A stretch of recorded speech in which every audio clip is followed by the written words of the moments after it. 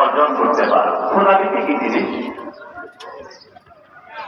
খোদাভীতিটা যদি আমরা অর্জন করতে পারি রমজানের শেষে, তাহলে বোঝা যাবে রমজানের রোজা আমাদের জন্য সার্থক হয়ে আছে। আমরা রমজানের রোজা যথাযথভাবে অনুধাবন করতে পেরেছি।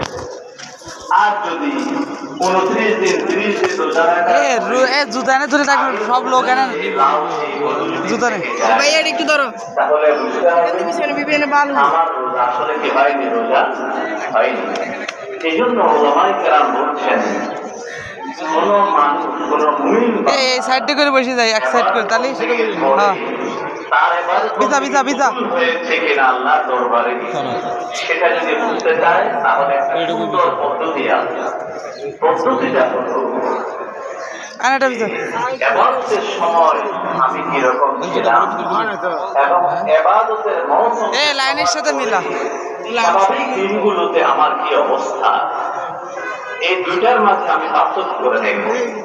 মনে করেন আমরা রমজান মাসে ফজরের নামাজ জামাতের সাথে পড়েছি, ঠিক না? ফজরের নামাজ জামাতের সাথে পড়েছি এবং সারা বছর তাহাজ্জুদ করতে পারেনি সেরকম মানুষও রমজানে সেহরির আগে তাহাজ্জুদ পড়েছে আলহামদুলিল্লাহ।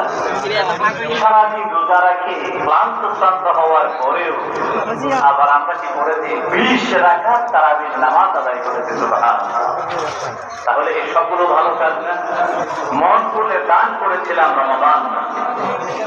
এখন আমার এই রমজান মাসে ইবাদত করতে গিয়ে তেলাওয়াতে কোরআন, দরুদ ও সালাম, দান সাদাকাত যেগুলো করেছি, রমজানের পরেও যদি এই ধারাবাহিকতা আমি রক্ষা করে চলতে পারি, ধারাবাহিকতা যদি থাকে, তাহলে আমরা বুঝতে পারবো আলহামদুলিল্লাহ আমার ইবাদত আল্লাহর দরবারে কি হয়েছে, কবুল হয়েছে।